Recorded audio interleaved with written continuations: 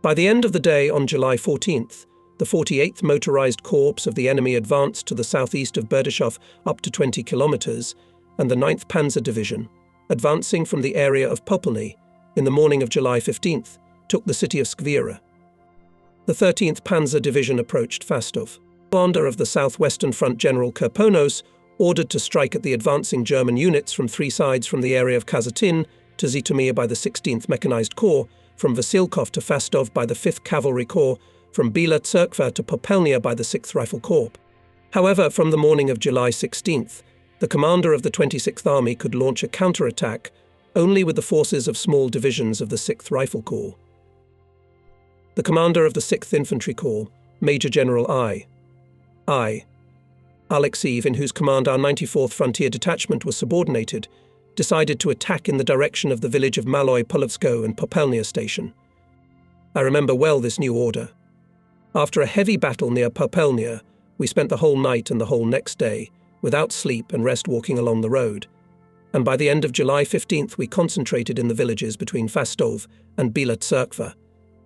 In the morning of July 16th the border guards were putting themselves in order, getting ammunition, and in the evening we learned that the troops of the Southwestern Front were going on the offensive, and we were to knock the Germans out of Popelnia. On our right were to advance 91st and 93rd Border Detachments, 16th and 6th NKVD Motorized Rifle Regiments. To the left, one of the divisions of the 6th Rifle Corps. Our offensive was supported from the village of Kovalevka Artillery Regiment. On the night of July 17th, we, that is, the 3rd and 4th Commandant's offices, as well as very few 4th, 7th, 8th, 20th and 1st Reserve outposts, were built in a marching column. The rapprochement with the enemy began. All night we marched through dales and forests, until at last, having overcome some rivulet, we came to a flat beet field to the west of the place Maloy Polovetsko. Our right neighbour advanced to the village of Trilosy and there, near a small grove not far from the railroad, entered the battle from the march. While we were deploying, the artillery regiment from the village of Kovalevka made several volleys. The Germans responded with massive fire. Our batteries fell silent. At that time German troops moved along the roads from Popolnia to Fastov and from Skvira to Bila Tserkva in an endless stream. We lay in deep furrows, covered with high beet haulm, and waited for the approach of the 169th Rifle Division, with which together we had to fulfill the combat task. And on our right there was a battle going on all the time. Soldiers and commanders of the 91st and 93rd Border Troops, 6th and 16th NKVD Motorized Rifle Regiments, some units of the 6th Rifle Corps in the area of Fastov and Bila Tserkva rendered desperate resistance to the enemy, steadfastly held their positions, although they suffered serious losses. They counterattacked the enemy and threw him back behind the highway Vasilkov-Bila Tserkva. The Germans struck back. The battle continued with varying success. Not long ago I was tracked down by retired Lieutenant Colonel Sergei Lukyanovich Klymanov, with whom we served first in the 20th Slavuta Red Banner Frontier Detachment, then in the 94th. Just a month before the beginning of the war, Sergei Lukyanovich was transferred to the 92nd Border Guard Detachment in Peremyshal. Our paths almost crossed near Fastov and Bila Tserkva. Klymanov was here together with the border guards of the manoeuvring group. When we arrived in Fastov, told SL Klymanov, there were already border guards of the 91st Detachment, and 2 days later units of the 6th and 16th Regiments of the NKVD internal troops arrived. The fighters told about the heavy fighting near Popelnia Station and Kotlyarka village. On July 17th we were ordered to advance from Fastov in the direction of Brusilov. There was an exceptionally heavy counter-fight. By evening we withdrew to Fastov. On July 19th the Germans tried to break into the city, but without success. Locks on the river Anava were opened, and deep ravines filled to the brim with water blocked the way of fascist tanks. All attempts of the enemy to break through our defence failed. A few days later, having pulled to Fastov considerable forces, Hitlerites subjected the city to such bombing and shelling that at night it was as bright as daytime. We received an order to leave Fastov and go to Vasilkov, where our armoured train stood. The fire of the armoured train helped to break away from the enemy tanks that were attacking us. And we, the border guards of the 94th Detachment, were ordered to arrive in the village of Elisavitovka. In this village we were not by chance. Having met stubborn resistance of our troops near Fastov and Bila Tserkva, Hitlerites decided to cut the highway and railway connecting these cities. It was best to do it at the station Ustanovka, to which led a convenient country road, but on the way to Ustanovka stood Elisavitovka, so we received an order to take the defence here. The country road entered Elisavitovka from the northwest. In the thick bushes of cherry trees stood two small houses. Ahead of them stretched a wheat field, and behind them, as if on a concave arc, the mud brick houses were hidden in the gardens. Bypassing Elisavitovka was hindered by a deep gully, through which flowed the Kamenka River, which covered the village from three sides. The outposts were arranged in an arc near the huts and cherry plantations. At the entrance to the village a false battery was set up. It was made of cart axles, thin logs and plywood shields. Nearby dug trenches tank fighters Border Guards Reserve Outpost Lieutenant Alexei Fomenko. They were covered by a machine gun crew commanded by Sergeant Mendrin. The section of the 10th Outpost was in the center of the defense at the house of collective farmer Dmitry Efimovich Pavlenko. To the right of Pavlenko's house, the soldiers of the 11th Outpost were entrenched. Lieutenant Pyotr Anikin and his assistant junior political officer Nikolai Dolbilov, passing from one border guard to another, advised where and how best to dig trenches. Border guards of the 9th Outpost, located to our left near the pigsty and stables, were also digging trenches. Lieutenant Pyotr Titov installed a hand machine gun in the attic of the pigsty, and Sergeant Ivan Sazikin and machine gunners Pyotr Zlotnikov and Ivan Markelov dug a trench near the stable door. Not far from them, the political officer of the outpost, Odessit Mikhail Edelstein, and Petty Officer Grigory Artemiev were chiseling the ground. Behind the 9th Outpost, along the gully, took Defence Reserve Outpost, led by Lieutenant Alexander Tikhov. On the very flank was the 12th Outpost under the command of Junior Lieutenant Tikhomirov. To the right in an arc were the outposts of the 4th Commandant's office. They were commanded by Chief of Staff Senior Lieutenant Andryakov. Captain Andrianov was sent as a liaison officer to the headquarters of the 6th Rifle Corps. The command post of the detachment was 800 metres behind, in a clay pit, where stood the only house in the village with an iron roof, a school or village council. 4 squad cars were also placed there. Lieutenant Leonid Ponomarenko, head of communications of the commandant's office, ran a telephone line from the detachment's CP.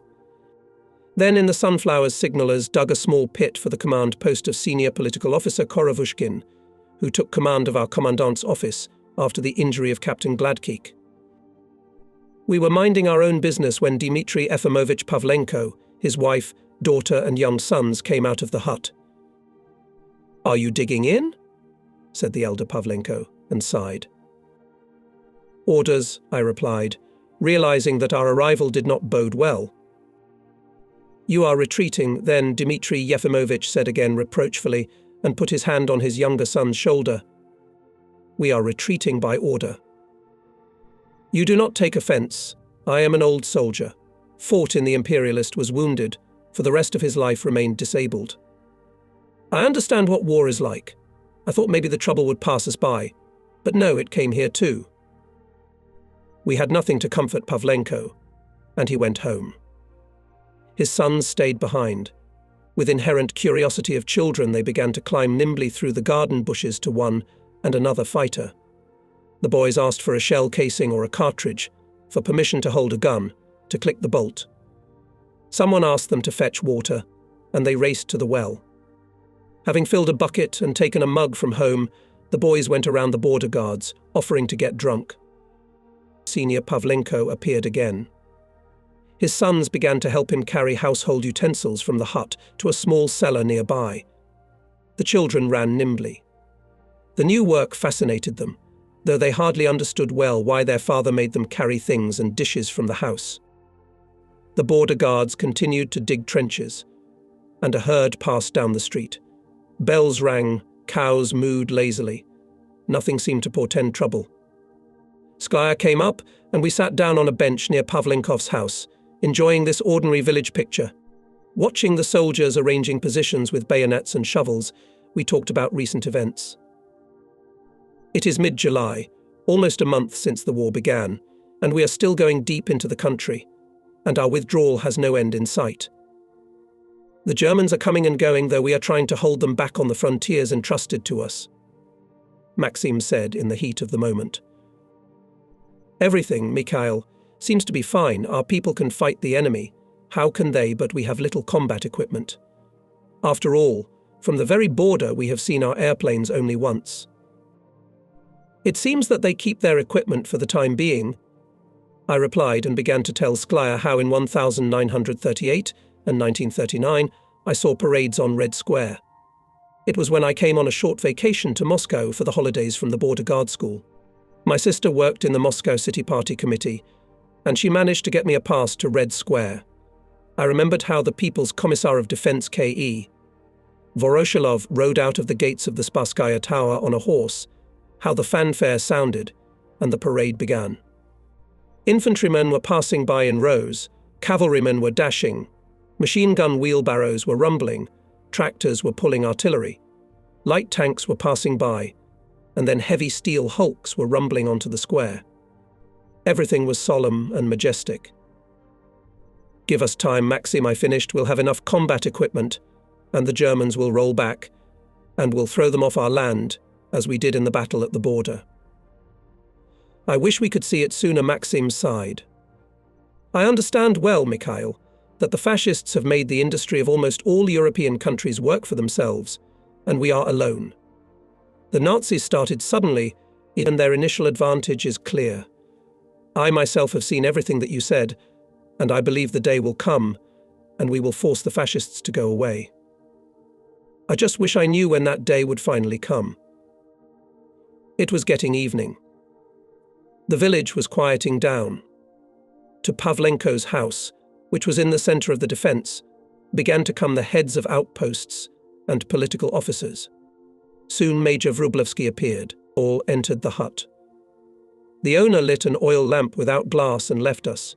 Sitting down at the table, Wróblewski unfolded the map worn on the folds and looked at it for a long time, gathering his thoughts.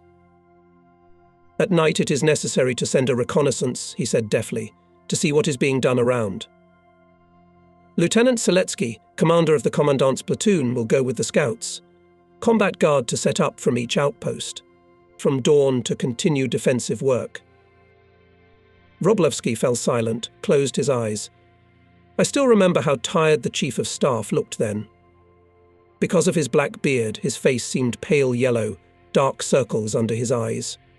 He leaned on his desk and dozed off. This went on for a few minutes. Then, coming out of his stupor, Wróblewski said, "And now to rest, comrades," and left for the command post. We continued to sit in contemplation. A weak lamp light flickered dimly, smouldering, not covered by glass. It was semi-dark in the upper room. Suddenly a heavy murmur came from the northeast. Someone looked out of the door. What is it? They are bombing Fastov. Soon deafening explosions came from the south. Obviously, German heavy artillery was hitting Bila Tserkva.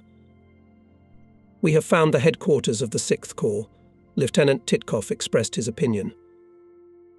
They didn't feel it, but the ground swelled up from the rain, so the Croats are pressing along the roads. They can't bypass Fastov and Bila Tserkva, Edelstein objected. Someone sighed and said suddenly, "Hey, boys, now I'd like a good bowl of Poltava galushki on the table." We had been eating badly for the last few days, and the mention of halushki caused a stir. Then, listening to the distant rumblings, we talked again about our present affairs and the situation at the front. Everyone agreed that we were likely to face a hard test. In Popeln we were more numerous, and we had about 3 dozen machine guns. In addition, artillerymen, 3 tanks and units of the 6th NKVD regiment were fighting nearby. Now we were left no more than 300 people, our armament 2 machine guns and a dozen hand machine guns, no one on our right and left. That's what, friends, the political officer Nikolai Dolbailov stood up. What the morning will bring us we do not know. We will not give up the village easily, even if there are 10 times more Germans. But let's always remember each other, and when we defeat the enemy, We will remember those who will not return from this war. And let's not leave our families in trouble. All supported the political officer and began to disperse. Sklya, Anikin, Dolbilov and I settled down at Pavlenko's house. The dark sky was dotted with greenish stars. We sat under the cherry trees for a long time, listening to the muffled rumblings, and talked quietly. So we dozed off imperceptibly. With the first glimmer of dawn, everyone was on their feet. The morning of July 18th, 1941 came. It was gloomy, overcast. It was still drizzling rain. Border guards again took up shovels, continuing to equip trenches. Those who had already dug a trench were checking their weapons, loading cartridges, inspecting grenades. Wróblewski and Avdyukin appeared. The battalion commissar was also gaunt. His clothes were dusty, but his eyes looked cheerful. With his usual mental optimism, he turned to the soldiers, cheered them up. Wróblewski and Avdyukin bypassed the location of our commandant's office and went to the right flank. Soon heard the rumble of engines, and after a while showed German armoured vehicles. At first only their grey towers were visible from the wheat, but now the column came closer. In front were motorcyclists, followed by 2 tankers, and then armoured cars and vehicles with infantry. The rain washed out the road, and the column moved slowly, which made it seem that the Germans were going quite calmly, as if there could not be any obstacles in their way. The motorcyclists came closer and closer to the village. 400, 300, 200 meters. The command fire machine gunners of the 9th Outpost Zlotnikov and Markelov hit almost at point-blank range from the gate of the stable. From the attic of the pigsty, Sergeant Sazikin shot a long line at the fascists, gave a turn and machine gunner of our outpost Ilya Golyev. As at Popolny, the front motorcyclists fell as if mowed down. The rest, abandoning motorcycles, ran away into the wheat crops. But the tankets kept crawling. Looking like squat turtles with white crosses on their sides, they headed confidently toward the village. We gazed at the shacks near the cherry plantations, where Lieutenant Fomenko and his men were huddled in the trenches. Would they or would they not apprehend these steel skulls? Here the lead car disappeared behind the house. Did they miss it? No. Explosion. Then another. White puffs of smoke billowing upward. The tankers are hit. The armoured cars slowly unfolded their guns. A dry, tinkling crackle and a snorting whistle overhead. Bang. Bang. Shells explode in the vegetable garden behind us. Someone is cursing, shouting frightened. The stomping of feet. Again explosions raise the ground, but now they are joined by the deafening clatter of machine guns. The villagers are fleeing from the village in groups and alone through the vegetable gardens. It seems that everyone who was in the huts rushed to the saving ravine. Cows roaring, geese and chickens screaming. I listen to the confusion of sounds. Engines are humming again. Someone shouts. Comrade Politruk, look. Look over there. Some arcs are moving across the field. And indeed, on a wheat field, automobiles with infantry were spreading. The Germans removed the tarpaulin, and now you can see over the sides of the metal frames. Bang. Explosions pressed us against the walls of the trenches. Bullets and shrapnel pierce the roof of Pavlenko's hut. The broken glass is ringing. The wind blows dust and thatch. Frightened screams of children are heard. Through the open door, I can see how Dmitry Pavlenko's wife and children are running to the cellar. I am covered with earth, dust, smoke. Someone gives a command again, but I can't make it out. Shells are drilling through the air. A moment more and one of them penetrates the wall of Pavlenkov's house. Suddenly the whistling of shells and bullets is joined by the rumbling of mines. With a dry crackle they burst behind and ahead of us. What a mess, we hear the voice of Political Officer Edelstein. For more than an hour, German mortars and artillery processed our positions. In the meantime, covered with dewy wheat, the fascist machine gunners moved to the attack. We heard a friendly clash of machine guns, wheat swayed, words of commands were heard. Vorwärts. Vorwärts. Zaplatin and Fedorov froze at the machine gun. Gulyaev is looking at the wheat through the slit of the sight. Next to him is political officer Sklya. He says something to Garliaev, pointing with his hand to where the Germans are about to appear. A few more seconds pass, and Hitlerites run out of the crops. Fire. Machine guns clattering. A few Hitlerites fall. The rest, not paying attention to our fire, continue to run forward, stitching on the move. Hit them with grenades, the bastards, shouts the commissar of the commandant's office, Sergeant Sergei Maslov. The command rolls through the chain. Fire on the enemy with grenades. Explosions shook the ground and the air, but at our trenches mines are still bursting. We are under double-fire mortars and German machine gunners. Enemy fire does not allow us to raise our heads. The situation is threatening. A little more, and Hitlerites will break into our positions. There is only one way out, hand to hand. Everyone understands this. Understands and senior political officer Korovushkin. I see as he with a dozen fighters runs over the vegetable gardens. Hurrah! Lieutenant Anikin also rises, his swarthy face even more blackened, tightly compressed lips twisted, eyes burning with a feverish gleam. All of him is like a compressed spring. The bayonet of the rifle he holds in front of him gleams. I, too, put the bayonet to my rifle and stood up. Behind me the soldiers jumped up. Next to me, as always, Yedakov. Behind him Makarov. Here is the commissar of the outpost Vyugov. Border guards Lyukshev, Lushnikov, Kuzmin, Kolesnikov, Dmitriev, Vinogradov, Sklya, Efimov, Sergyev, Ustyugov, Savchenko, Saichev, Arbazov, and a few more fighters rushed at the Germans. And behind them rose border guards Agafonov, Shlyktin, Smenov, Vankov, Kudryashov, Zikin, led by their commander Sergeant Mikhailov. Hurrah! This cry weaves together our impulse. The fascists do not accept hand-to-hand combat run to the parking lots. Mines are now bursting somewhere behind us. But then the Nazis transfer the fire. In front of us grows a barrier fire shaft. We are forced to withdraw to our trenches. The shelling starts again. And again the Nazis attacked us. And again, in order to get out from under the double shelling and to disrupt the enemy attack, we went into hand-to-hand combat. Fascists, and this time retreated, having stopped us by desperate mortar fire. Ivan Bespalov, a border guard of our commandant's office, recalls about this battle in the village of Lisivovka. The defense was good. Several times the Germans, after artillery and mortar preparation, went on the attack. They went drunk, in full height, climbed all the way. We let them at a close distance and fought them off as best we could. To repel the attacks, however, was hindered by the fact that the fascists, even at this time, did not stop mortar fire. And then, to repel the enemy, we went hand to hand. But the Germans were fleeing before we caught up with them. So Hitlerites could not master the village, but they did not leave us alone.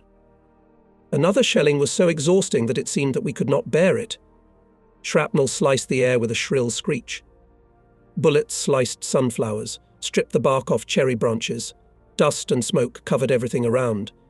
When there was a pause in the shelling and I looked out of my foxhole, what appeared before my eyes struck me.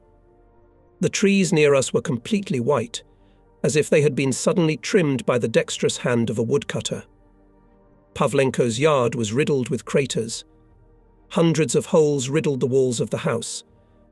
Nestled around the corner, Pavel Boyko bandaged the bloody man, but did not finish. He said deceased it was my friend and neighbour on the outpost, Lieutenant Anikin. Next to him lay someone else's lifeless body, Politruk Dolbilov. Lieutenant Ponomarenko, head of communications of the commandant's office, had been killed. At the well, where just stood our handheld machine gun, lay flattened box with magazines and shapeless metal. Machine gunner Goliev and political officer Sklya lay motionless. I got out of the trench and ran up to Maxim. His grey coat was darkened with blood. His face was pale, his eyes half open. Border guards Vyugov and Lyuchev appeared from somewhere.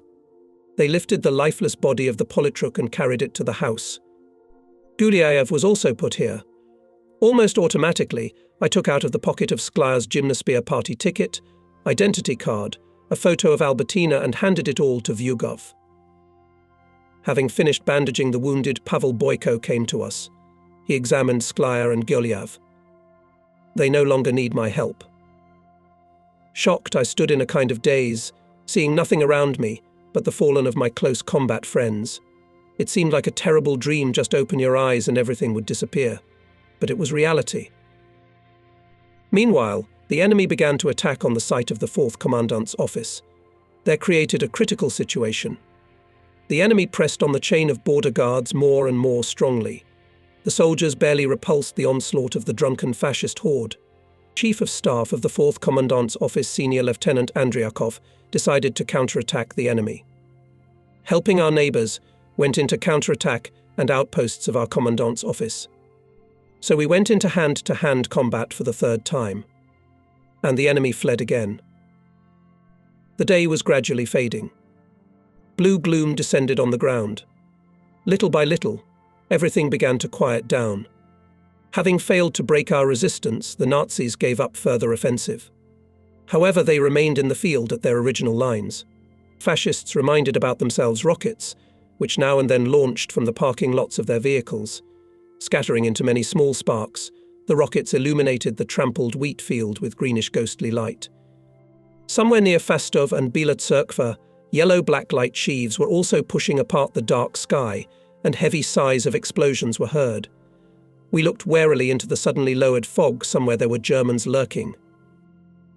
Deep in the night, Captain Andrianov arrived in Elisavetovka from Belaya Tserkva, from the headquarters of the 6th Rifle Corps. He informed the head of the detachment that the Corps units had left the town. Someone from the command ordered to bury the dead border guards. Right in the vegetable garden of collective farmer Dmitry Pavlenko, a mass grave was dug. A liaison arrived from the detachment headquarters. He conveyed that the order to move to the railroad between Fastov and Bila Tserkva was received. Lieutenant Tikhomirov, political officer Edelstein, and I built the border guards of the commandant's office. The soldiers put the mortally wounded Junior Lieutenant Danilov on a trench coat, and we set off. The road led to a ravine where the command post of the detachment was located. Not far from the brick house there were squad cars stuck in the mud. Recollecting the battle in Elisavetovka, the son of Dmitry Efimovich Pavlenko Vladimir wrote many years later, although I was a boy then, "But I remember when the border guards came to us in Elisavetovka. Soldiers in green caps fought heroically with fascists. You stood to the death for our village. Thanks to your courage, the fascist bastards were afraid to enter Elisavetovka, even when the enemy was already near Kiev. Before entering the village, Hitlerites sent a motorized reconnaissance. That's what you scared them then. The villagers will never forget this battle, and those who died a brave death." Yes, the feat, which was made by the border guards of the detachment in July 1941 on the distant approaches to Kiev, the capital of Ukraine, is not forgotten. At the request of the workers of Fastovsky district, by the decision of the Kiev Regional Council of Workers' Deputies on May 30th, 1965, on the square in the village of Elisavetovka, in the center of our defense, installed a granite obelisk, on which in golden letters is written, "Eternal glory to the heroes." On July 17th to 18th, 1941, in the area of Elisavetovka village, border guards of the 94th Detachment fought heroic battles against Hitler's invaders. The death of the brave fell Anikin P.T., Danilov V., A. Dolbailov N.G., G. Efimov, Shukov Kolmikov I., D. Osadji, Savchenkov M., A. Sklya M., A. Titov P. M., Titkov A., V. Tsevetkov, built in memory of the feat of Soviet border guards. On the granite slab carved 12 names. There are no names of Ilya Mikhailovich Golyav, Leonid Petrovich Gorozhaninov, Anatoly Ivanovich Zaplatin, Leonid Kirillovich Ponomarenko, and many others who also fell in that battle. The granite obelisk reminds that in a hard time for our motherland, a small group of border guards stood here to the death and did not let the enemy pass. This obelisk is a testimony of courage and fearlessness of fighters in green caps, their selfless devotion to their fatherland. At dawn on July 19th, we arrived at a small railway station, Ostanovka. The morning was gloomy, foggy and rainy. Drenched, hungry, exhausted by the sleepless night march, the border guards sat right on the stone platform of the station and fell asleep. It seemed that no force could make them get up. The command and headquarters staff gathered in the station building. Captain Rebristy, the head of communications of the detachment, tried to reach the headquarters of the border district through the railroad telephone network, but he was not answered. However, he did not lose hope and kept calling Kiev. Eventually, it was possible to connect with the chief of staff of the district troops, Colonel Rogotin. But the conversation was interrupted. German telephonists cut into the network. No specific instructions from Rogotin could not be obtained. A light breeze gradually dispersed the morning fog. Rare houses of the station village became visible. In the northeast, about 2 kilometers from the station, the edge of a small forest peeped through the haze. The first roosters crowed, and after the roosters' crowing, the silence of the morning was broken by the heavy rumble of engines mixed with the crackle of motorcycles. The rumble was getting closer. The Germans were moving towards the station.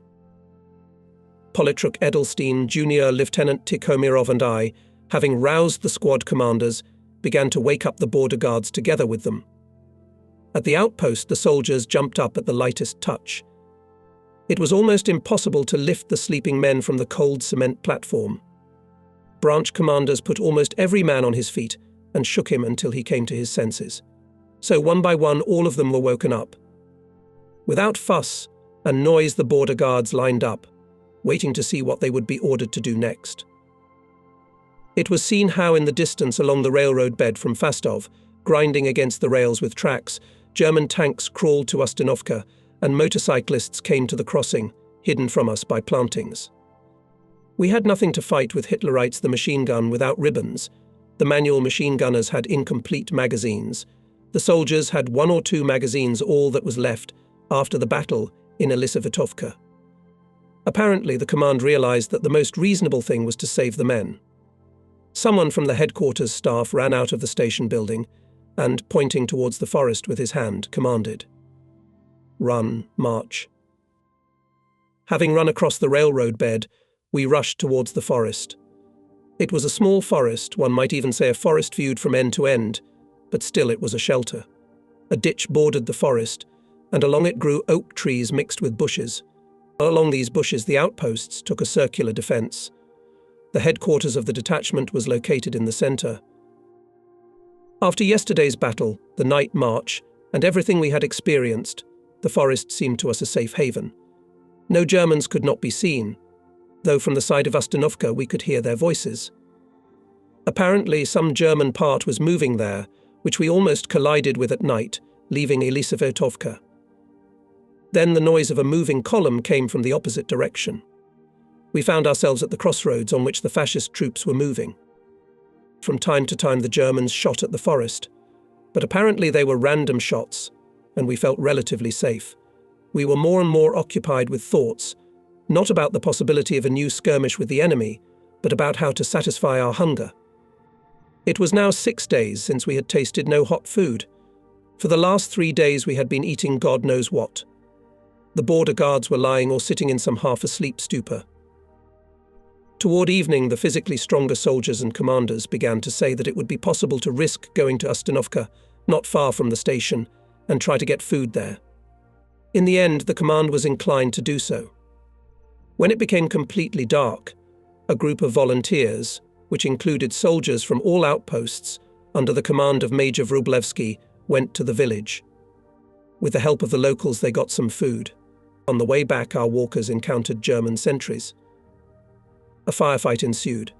It ended, however, safely. Without losing a single person, the group returned to the forest. Having satisfied their hunger, people became cheerful. Voices began to be heard. Someone cautiously warns, "Quiet, boys." They laugh at him.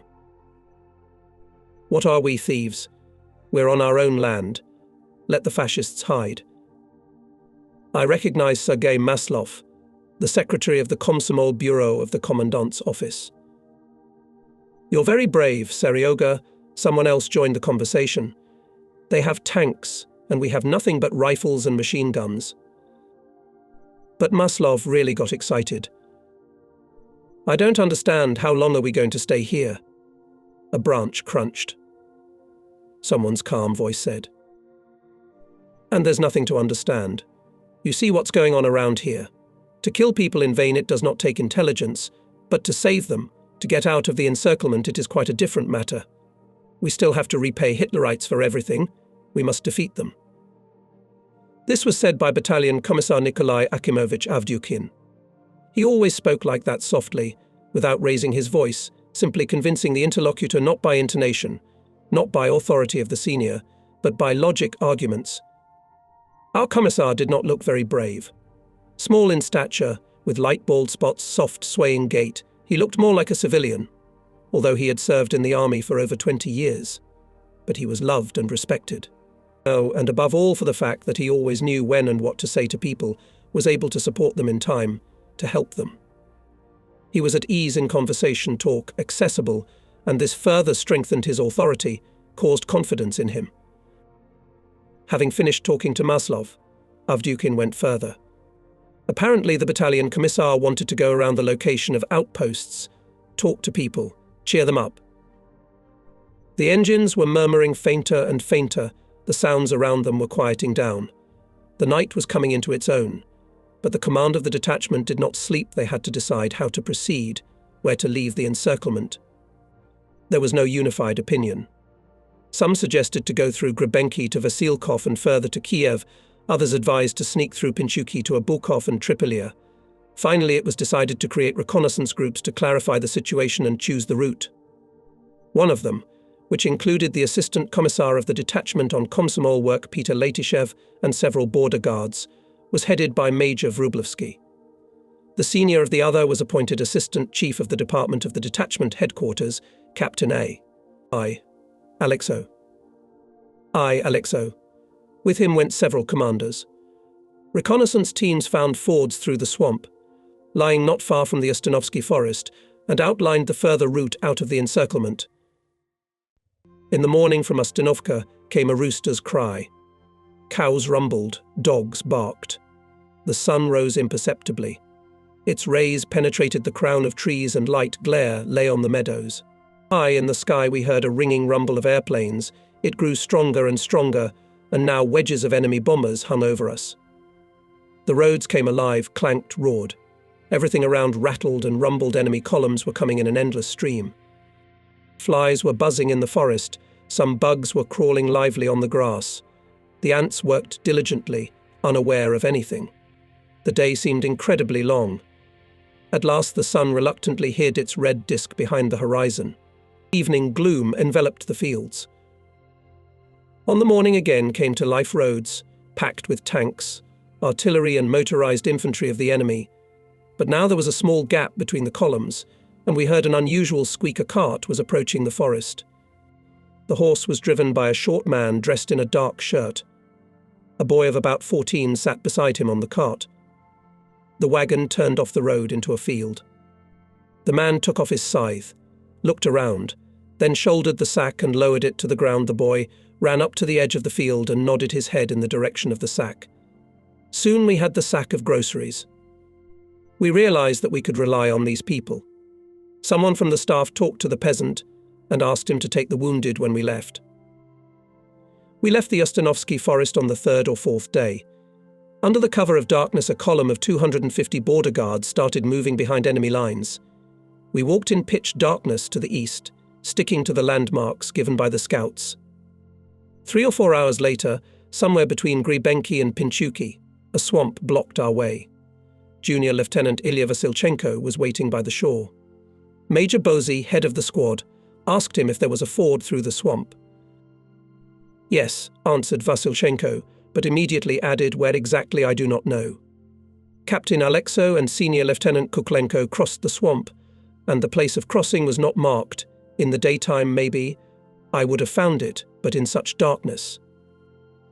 Soon after the anger of the squad leader had subsided, we were ordered to tie 2 sheaves of wheat to lean on when crossing the swamp. While we were pulling the stiff stalks and knitting them, a bright streak of dawn broke on the horizon. An anxious, sultry feeling was experienced then by each of us. Not so much because nobody knew how the opposite shore would meet us, but because we would have to knead this stinking slurry. Having prepared the sheaves, the border guards were slow to enter the swamp. Then the battalion Commissar Avdyukin came to the shore and with his usual humour said, Well, eagles. Shall we go over this puddle? Avdiukin was the first to step into the shaky coastal soil overgrown with sedge. Captain Mziashvili and Sergeant Mendrin followed him. They walked only a few steps and got bogged down in the mire. Then, leaning on sheaves, they moved forward a little more with difficulty. Everyone realized that it was going to be very tight. I was a good swimmer. Border guard Makarov, an Astrakhan fisherman, was also an excellent swimmer at the outpost. But there were 2 men on the outpost who couldn't swim at all. They were dragged into the swamp with great difficulty. When there was more water, the border guards gathered waist belts and tied several sheaves together. Those who could not swim took hold of these peculiar rafts, and the border guards took turns pulling them. The farther we went into the swamp, the less and less solid ground there was under our feet. Then our feet stopped touching the ground altogether. Those were hard minutes. The soldiers strained all their strength to overcome the deep water. People almost crawled, overcoming the last meters in the swampy slurry. Once on the shore, they fell down, exhausted, and after a little rest, pulled off their black, covered with sticky mud gymnasies, poured water out of their boots. The underwear was sticking to the body, increasing the chill. To keep warm, the soldiers huddled together. At these moments, no one thought about the danger. But it was close. Nearby was the highway from Bila Tserkva to Kiev. It was risky to delay here, but our commanders did not dare to cross the road at once. They sent forward some fighters with Lieutenant Fomenko. Not far from the highway, the border guards came upon a German field guard. They took off 1 sentry, but the other, having found out the scouts, raised shooting. Hitlerites on the road stirred. Rockets flew into the sky. A machine gun struck. Machine guns rattled. Unexpected firing took us out of stupor. It became clear we had to fight our way through. But so far the fascists did not see us. Border guards of the 4th Commandant's office, headed by Captain Andrianov, suddenly rushed northward along the bank of the swamp. I, too, raised the outpost. Behind us, not lagging behind, followed the rest of the border guards of the Commandant's office. Having swung across the highway to the right of the place from where the shooting was heard, we found ourselves near some village. As if from under the ground, a tall, thin figure of one of the staff of the detachment, Captain Mziashvili, appeared in front of us. He was holding a carbine. Stop. Why panic? We stopped. Chow? Line up, ordered the captain. While the border guards were lining up, the Germans discovered us. At the same time, they opened fire from Grebenki and Pinchuki villages. But we were covered by a thick fog. Thanks to it, we managed to leave the firing zone unnoticed. Hitlerites started a firefight among themselves, and we, taking advantage of it, safely overcame a small rivulet which appeared on our way and got to the saving shrubbery. The sun came up. Houses appeared ahead. Just in case, Captain Mziashvili turned us in a chain. But there were no Germans in the village. But the inhabitants seemed to be waiting for us. Adults and children all came out into the street. They handed us bread, lard, boiled potatoes. However, we could not linger. On the right and on the left we could already hear the crackle of German motorcycles. Hitlerites, having realized that some Soviet unit had slipped under their noses, decided to catch up with it. At the embankment of the railroad, which was several kilometers away from the village, the mobile group of fascists met us with machine gun and machine gun fire. Captain Mziashvili ordered the heads of outposts, Lieutenants Rabovsky and Trushevsky, to crush the enemy barrier. Together with border guards of their outposts, Rabovsky and Trushevsky destroyed the enemy. But in a short fight, Lieutenant Semyon Rabovsky and several other border guards were killed. Barely we passed over the embankment of the narrow-gauge railway as the enemy's machine guns and machine guns struck again. This time Hitlerites were in a small wood. We destroyed this barrier too, but left on the battlefield the Deputy Commandant Junior Political Officer Nikolai Nesterov and many others. An enemy bullet also killed our paramedic Pavel Boyko. Now outposts moved independently. In small groups it was easier to get through the enemy outposts. On wheat crops, along ravines, avoiding roads, the border guards of the 10th outpost were sneaking until on a small hill between the villages of Grigorovka and Matuszewka, they met several workers of the headquarters of the detachment Bulanov, Korolkov, Rybristy, Yakoviva. Major Bozy was with them. Border guards from other outposts were also coming up here. The sun was shining brightly. Steam was coming from our uniforms, which had not dried overnight after forcing the swamp.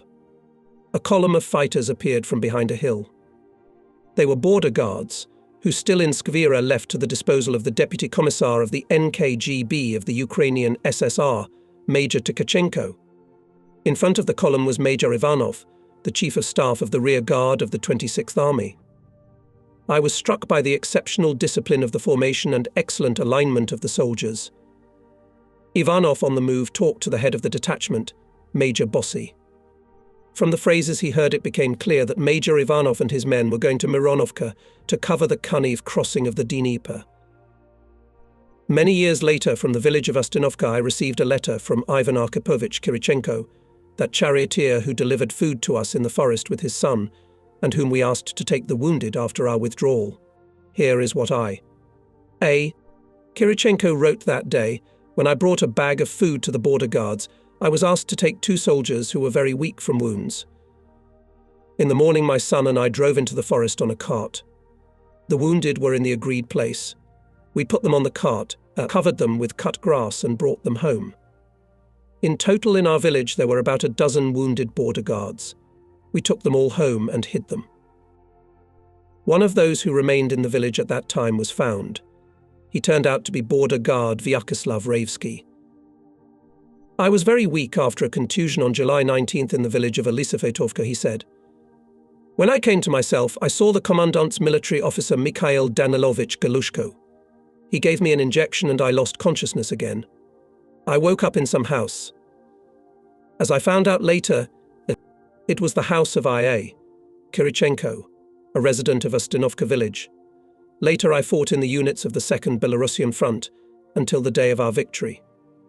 In December 1946 I was demobilized. About the fate of another wounded border guard, the commander of the squad, Sergeant Andrei Venediktova, told in Ustinovka when I visited there after the war. Severely wounded Venediktov was sheltered from a German raid by the locals. He was treated for a long time, and when the Red Army liberated the village, he went to the front.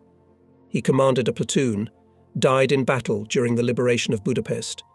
Who else was with Raevsky and Venediktov? What became of them, it is unknown. So, between the villages of Grigorovka and Matuszewka, we finally broke away from the pursuit and, as it turned out, broke out of the encirclement. Having put themselves in order, the border guards organized themselves into a marching column. Major Bozy ordered to report on the number of men, and we moved along the bank of a small river to the east. Neither I nor the other chiefs of outposts had maps, so we did not know where this river led. And it led to the Dnieper, to the village of Tripolia, famous for its tragedy during the Civil War, which was 50 kilometers south of Kiev. We arrived there in the evening. We were pointed out where we should take a temporary defense. The detachment command again tried to contact the local telephone line with the headquarters of the border district. Our outpost was ordered to take up positions on the outskirts of Tripolia by the road. Having set up observers, we settled down at a garden house on the outskirts. The evening was quiet and warm. We could hear the monotonous, lulling noise of the Dnieper. After a hearty dinner fed to us by the locals, the border guards came, as they say, to their senses. The most vigorous Makarov and Kretinin began to ask where we would go next over the Dnieper or to Kiev. To avoid the conversation, I said vaguely that the top knows better, and our business is to wait for new orders. At the same time, I realized that my subordinates should be cheered up somehow. And then I remembered an article I had once read, The Tripoli Tragedy. The article told how in June 1919, in the village where we were now, heroically fought with the gang of Ataman Zelenyogo Party and Komsomol detachment. The bandits managed to surround a handful of communists and Komsomol members, but they did not surrender. Repeatedly throwing themselves into bayonet attack, they fought to the last bullet. The bandits brutally tortured those captured. I told the border guards about what happened in Tripolia more than 20 years ago. Long ago, but bright feet touched people's souls. The soldiers began to discuss what they had heard. and a native of these places, Sergeant Smolyanets, remarked, "And after all, in 1938 in Tripolia, there is an obelisk to the heroes. Let us, Comrade Chief, take a look at it." The proposal was accepted with enthusiasm. The border guards unanimously decided to find the obelisk. Perhaps, despite the night, we would have done it, but then a contact from the detachment headquarters appeared and told us that the outpost should urgently arrive on the bank of the Dnieper. When we ran up to the slope, we saw a small steamer at the quay, on which the border guards were loading. Soon we were on the deck. Almost silently, the steamer moved away from the shore and slid downstream. The night was dark and starry. The muffled rhythmic noise of the steam engine could be heard in the semi-darkness. Someone asked softly, "Where are they taking us?" He was answered, "To the other side." "No, boys," Makarov intervened. "We are going along the fairway heading to the southeast." "That's right, we're going along the shore," several voices supported Makarov at once. The beautiful river quickly carried its murky waters. Even in the darkness, the right bank stood out with its steep cliffs. The sandbanks of the left bank almost merged with the water. Only dense thickets of vines were visible there. The wind shook the tops of the trees, and they ran into the water in black waves, which made it seem that the shore was always moving toward us. The steamer rocked slightly. The rocking was lulling. How long we sailed, I do not know. I woke up to a heavy stomping. It was getting light. The steamer was standing near the shore. Border guards, who had slept on the deck, ran down the gangway. Soon we got off too. Having lined up, we went up the hill, past the field, and found ourselves in the yard of some factory. Border guards of the rear units of the detachment and manoeuvring group had already settled here. A little later, the soldiers of the 4th Commandant's office appeared together with Captain Andrianov. The detachment was concentrating in the town of Kanev. From the factory yard was visible railroad bridge across the Dnieper. Downstream, the army sappers were building a pontoon bridge on the Dnieper crossings. The city of Kanev nestled on the right bank of the Dnieper. Outwardly, it looked like a big, rich village with many stone buildings. A little away from the city, on a steep hill, rested the tomb of the great son of the Ukrainian people, Taras Shevchenko. Shevchenko's monument was clearly visible for many versts around. On the other side of the city was the railroad. The railroad bridge connected both banks of the river. When we arrived here, this corner of Ukraine looked as if there was no war. In the factory yard, people in green caps, clean, neat, as if they had just come off the posters, were leisurely walking around. These were border guards of the maneuver group and cavalry squadron who had been in reserve all this time and had never been in combat.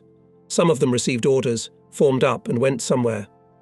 Others headed for the camp kitchens and started breakfast. Dirty, overgrown, tired, we looked like aliens from another planet. While we were scrubbing off the dirt and washing up, our housekeeper, the deputy commandant for supplies, Senior Lieutenant Ire Regeda, a black-haired, swarthy-faced Ukrainian about 35 years old, showed up. We had not seen him for 10 days. Regeda welcomed us cordially and, pointing to the edge of the kitchen, said cheerfully, "Well, boys, come and eat to your heart's content." And he began to explain why all these days he could not find us. He was late in getting to Popelna, and then he lost sight of the commandant's office. While telling how he was trying to find us, Regeda looked at one and another border guard, as if he was looking for someone. "Where are senior political officer Korovushkin, Captain Gladkik?" "And there are not enough people," he hesitantly said. "Not all of them came up." Korovushkin and Gladkik were wounded and sent to the rear. Tikhomirov replied glumly, "We may meet them yet, but the others?" As if not believing, Regeda cautiously asked, "And Boyko? And Sklya? And Nestorov?" "Yes," Tikhomirov remarked, growing even more gloomy, "and Boyko and Sklya and Nestorov." Having received breakfast, the soldiers went aside, discussing their current situation, sharing their experiences. Soon the rear units of the detachment left Kanev and crossed the pontoon bridge to the left bank of the Dnieper, to the Leplava forest, and the chiefs of the arrived outposts were summoned to the headquarters of the detachment. There we were told that the units and formations of the 26th Army repulsed fierce attacks of the enemy, trying to break through to the Dnieper crossings in the areas of Rzheszów and Kanav. There are no troops in Kanav, except for the border guard detachment. Only a small NKVD unit guarding the railroad bridge. We were ordered to take the defence at Kanav. The city was covered by a manoeuvring group together with the 2nd Commandant's office, the bridge a unit of internal troops under the command of Petty Officer Shubakov, and a reserve outpost headed by the Secretary of the Komsomol Bureau, Petty Officer Maslov. The 3rd and 4th Commandant's offices, which suffered the greatest losses in the fighting, should move to the left bank of the Dnieper. For the first time during the withdrawal, we were waiting for a pre-prepared defence. Full-profile trenches were dug in the sandy soil right by the bank, reinforced with willow rods. There were also covers on top canopies woven from poles. The trenches for machine guns looked even more solid and resembled bunkers. Log rollers reliably protected people from bullets and splinters. Right by the railroad bridge, the border guards of the 9th Outpost, headed by Political Officer Edelstein, took up trenches. Closer to the pontoon bridge were our 10th and 11th Outposts. Further defences were occupied by Junior Lieutenant Tikhomirov with his men. In the area of the pontoon bridge settled border guards of the 4th Commandant's office under the command of the Deputy Commandant for Political Part, Senior Political Officer Yakov Potapenko. Captain Andrianov left again, this time to the Reconnaissance Department of the 38th Army. The left flank along the riverbank was covered by the cavalry squadron of Senior Lieutenant Evstafiev. We were assigned the task to protect and defend the bridges and to ensure order during the movement of the Red Army units across them. In the morning of the next day, 3 armoured boats of the Pinsk military flotilla approached Kanav.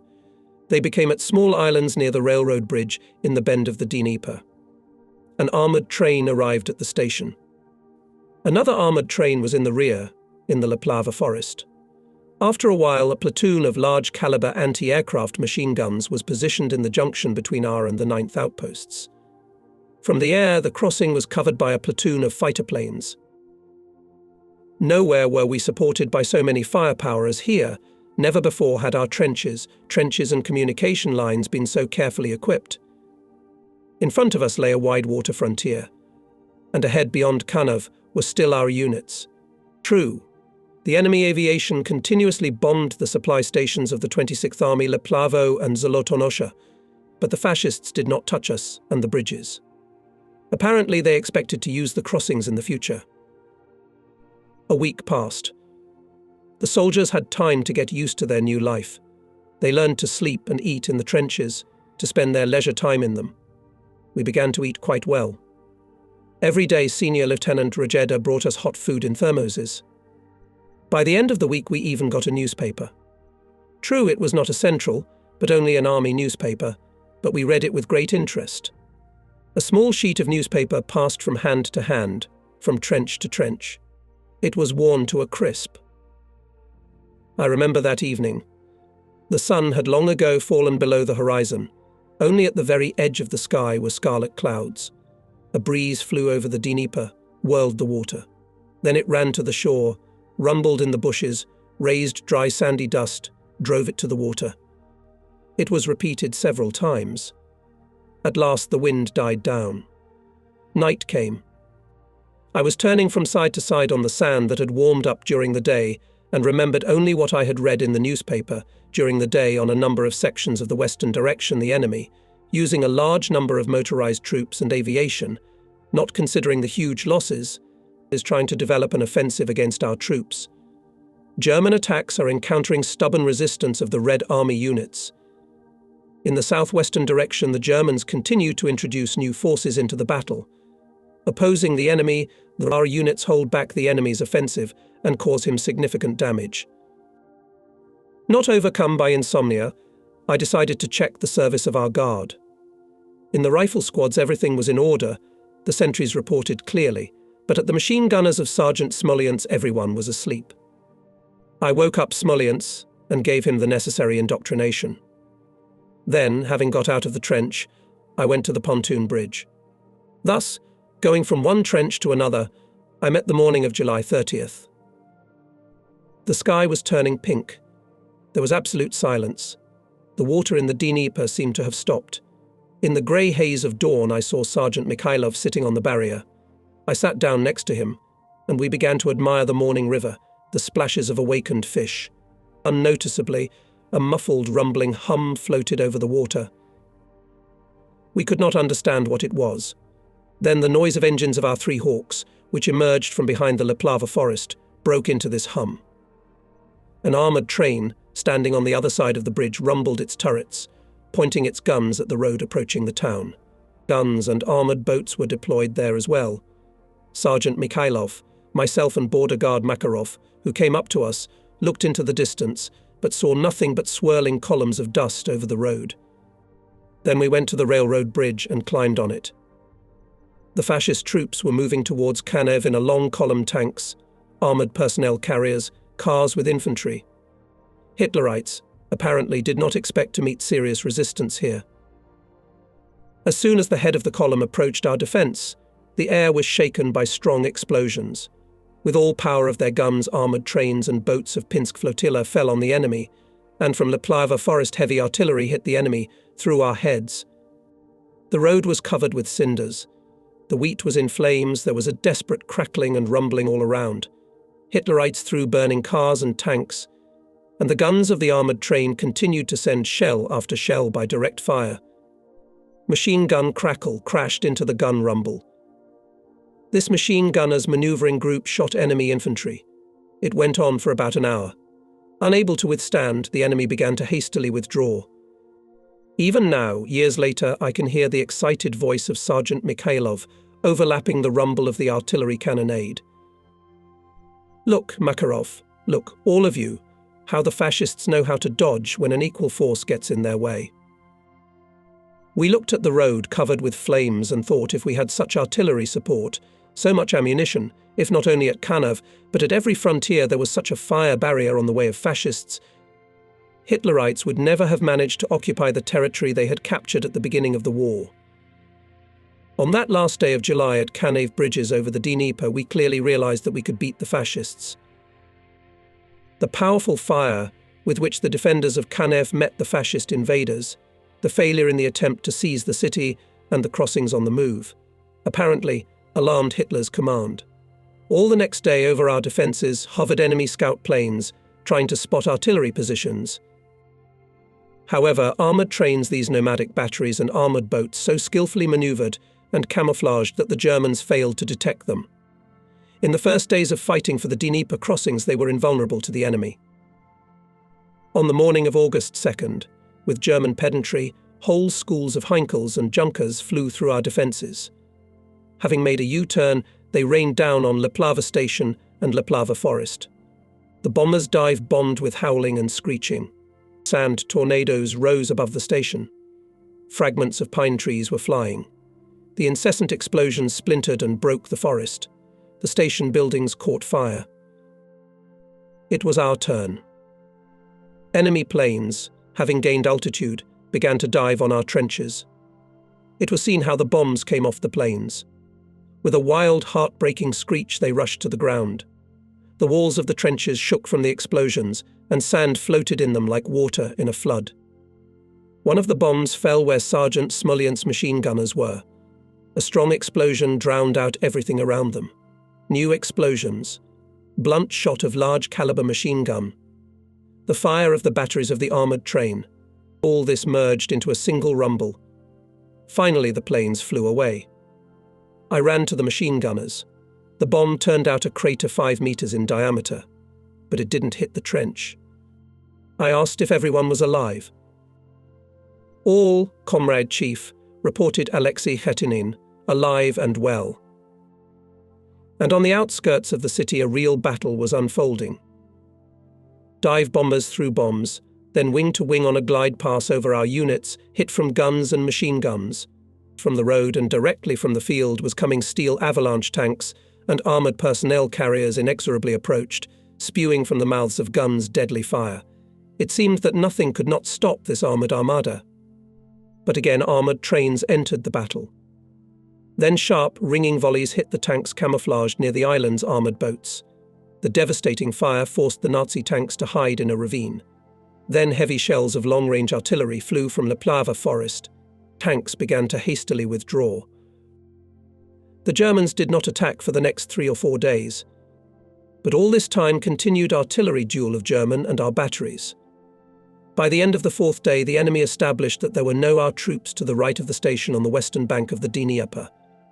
Then Hitler's battalion, supported by a dozen of tanks, bypassed Kanev station, got out to the river and developed an attack along the bank, intending to cut off our pre-bridge defence. The fire of armoured trains and boats, however, forced the enemy to stop and entrench about 2 kilometres from the bridge. The next day the Nazis again tried to advance, but again failed. I write only about the men of my squad and what was on the site where we fought. I realise that this is an incomplete coverage of the events that took place in those days on the Dnieper, on the southwest direction. But such private combat episodes formed the picture of the first heroic battles. There, far away from us, there were no less heated battles. The Red Army units were crossing the railroad and pontoon bridges, carrying ammunition and military equipment. In the first half of August, the Soviet troops fighting near Kiev everywhere firmly restrained the superior enemy forces. By the middle of August, the Red Army units began to concentrate in Leplava Forest, where the headquarters of the 26th Army was located. I remember one night the planks were piled on the railroad bridge, and in the morning a tank brigade, 50 to 60 medium and heavy tanks, passed over them. Over the pontoon bridge, crossed to the other side of the cavalry unit. Apparently the cavalrymen had not yet been in battle. They rode past our trenches, teasing us. "Hey, border guards, why did you miss the border and now you are stuck on the Dnieper?" They had fat horses, carbines behind their backs, pikes in their hands, small flags on their pikes. Almost everyone had a bright red ribbon over his shoulder, on which were visible the words that corresponded to the fighting spirit of cavalryman Don Berlin. The tank brigade and cavalrymen successfully repulsed the German battalion from the bridge and drove it 20 kilometers up to Miranovka. But the offensive was halted by German aviation, which bombed the tanks and cavalry. We were also hit. The raid lasted several hours. Hitler's pilots still did not touch only the railroad bridge. However, one bomb still hit it. Our armoured train lost manoeuvrability. By the end of the next day, the remnants of the cavalry withdrew by the pontoon bridge. They said that the surviving tanks broke through to Kiev. Border guards of the detachment also crossed from the other bank. The armoured train entered the bridge and together with the bridge was blown up. The Germans occupied Kanev. It happened on August 18th. Now, only the waters of the Dnieper separated us from the enemy. From the dominating bank, Hitlerites easily viewed the line of our trenches.